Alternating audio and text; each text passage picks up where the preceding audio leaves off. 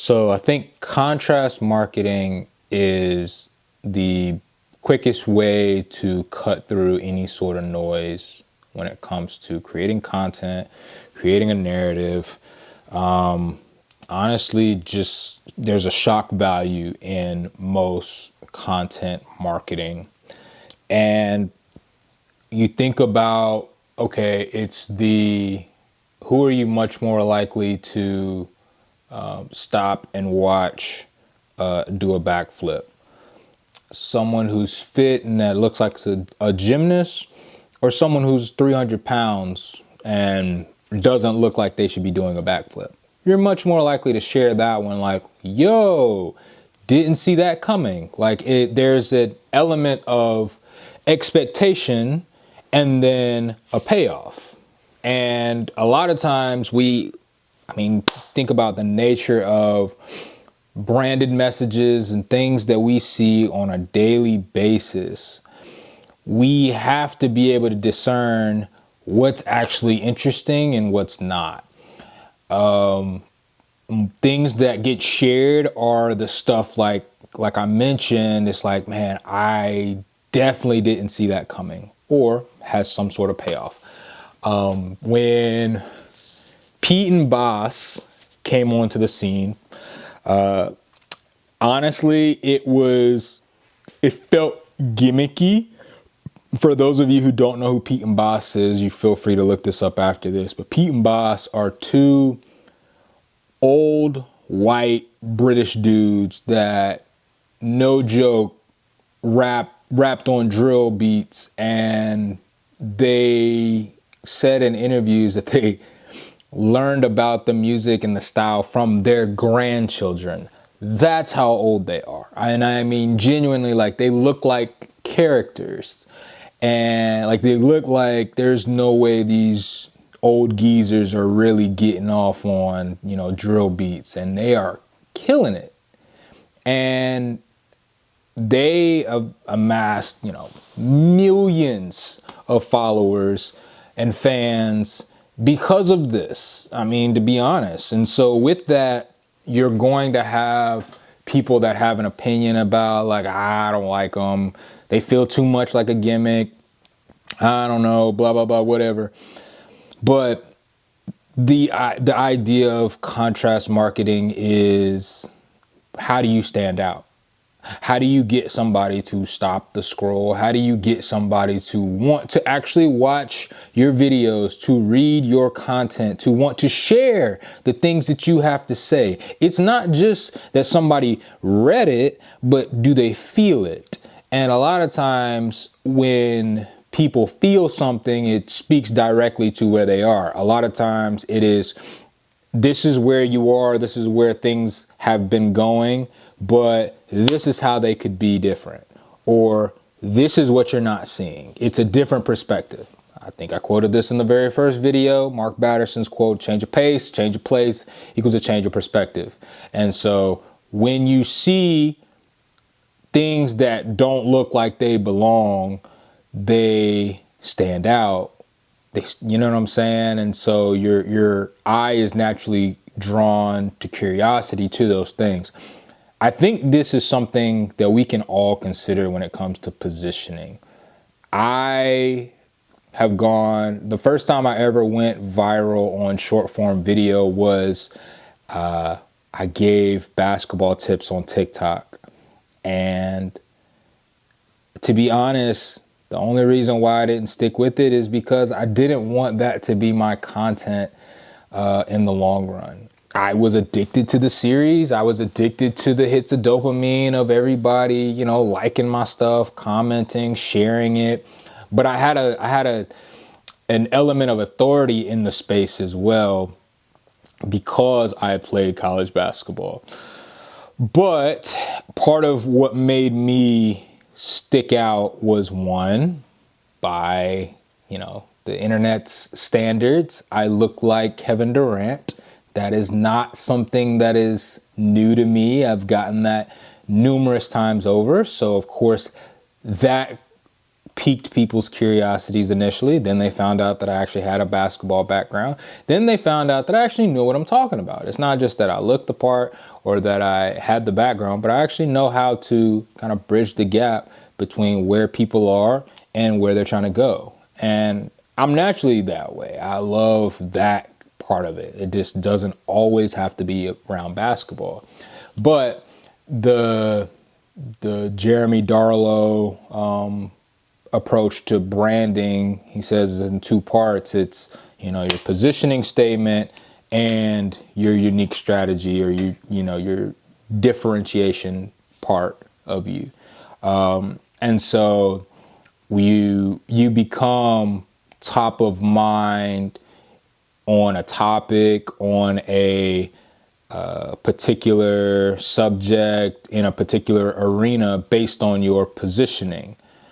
It's the reason why everybody now, whenever the conversation comes up of, greatest of all time, especially when it comes to the basketball sense, MJ is going to always be in the conversation. You're going to have the current conversation of LeBron, who's going to be, who's going to carry the crown for the league once he retires. You're positioning yourself. He is the king right now. And so naturally people want to know, okay, when he retires, then what? Who takes up that reign of responsibility? How you communicate your messaging, how you communicate your story, how you communicate the things you're passionate about, gifted at, things like that, provides a very unique positioning for anybody else that's going to interact with your stuff on the internet. And so I think it's worth looking into, worth studying, deep diving, at least having some sort of strategy as to what do you want to really be known for. I'll tell you, for me, I want to be, I've coined kind of the phrase, like sharing the juice. And my background in basketball was I was a big energy guy. So every time I came in the game, I was trying to raise the energy level of, my team, and trying to just get us to perform more, do more, all of those things. And that is naturally kind of that's kind of how I am just when it comes to things. I want to bring out the best in not only my opponents, but also my teammates, anybody that I'm working with.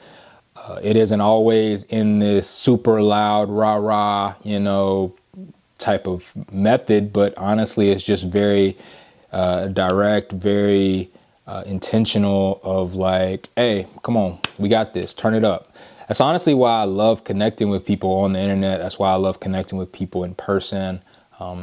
I can do big crowds and big events. If I'm on stage and doing that, I can speak and cover and do that. But honestly, I get the most energy from like conversations with one-off people, whether it's over the phone, over, a Google Meet. I don't have iPhone, so FaceTime, even saying that is disingenuous, but a video call, I could do that, whatever. But it's just this idea of like being able to just connect with people, get a sense of where people are, and then honestly just be able to encourage and, challenge what it looks like to hold each other accountable. And there's so many things that I know that I still struggle and I still need growth on and with. And the fact of the matter is we all need each other.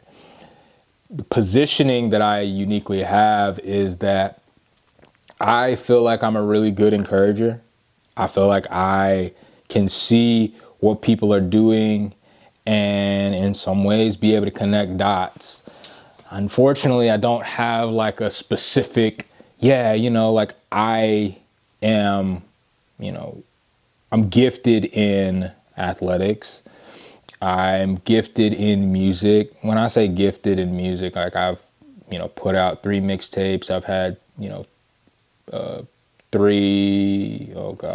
4 total releases on, distributions, like I'm on Spotify. I'm on Apple Music. Like, I'm not just, this isn't just a hobby when I say, you know, like I do music or I'm an artist. Like I've been doing this for some years. I've been doing this for some time. I have a wealth of knowledge in that field, and I have a lot of connections too. It's not even necessarily like, oh, like I know all the things, but I know where I can point somebody in the direction if they do want to do those things, if they want to grow as a athlete, regardless of the sport. If somebody wants to grow as an artist, I'm currently in the growth as an entrepreneur phase, and I'm trying to learn how to narrow my focus, because when it comes to business, you can't be all things to all people. At least you have to have a main position, and that's the thing that I'm trying to find. That's the thing that even in these kind of videos and talking through, I'm exploring and having conversations with people. I know I'm somebody that can help other people connect dots. But being able to connect them for myself, because I have so many things that I can do. I'm able to help connect dots for, former athletes that graduate, from or get done with playing sports, but still want to be around sports, still want to do things. I can point them in the direction of things that they can do. Artists that want to find connections into sports, into different things. Like I have, connections, and I love being able to do that for people. But honestly, a lot of times I don't know how best to do that for people if I don't know your story, if I don't know what you really want to do. And so I try to have as many conversations as I can to help that. And that doesn't always help me, help my bottom line as an entrepreneur, help my bottom line as a business right now in this standpoint. But I truly believe that, as I am doing the things that I know that I uniquely do, that I naturally am drawn towards, I can begin to cut through the noise. I spent a lot of time earlier this year video editing for people, and I've realized that yes, while I have that capability of doing that for people, I would rather create with people. There's a difference, and I think in this season of life, it's definitely something that when we talk about like contrasts, I can see the contrast and I can almost create the contrast, narrative story for somebody to be able to share. I know ones that are unique to me. I'll just be honest, I just hate using them, some of them. Yes, I played basketball, at Clemson University, so high D1. That typically is the one I throw out, and I typically throw that one out because I know what my other one would be or could be, and that was that I played with the Harlem Globetrotters.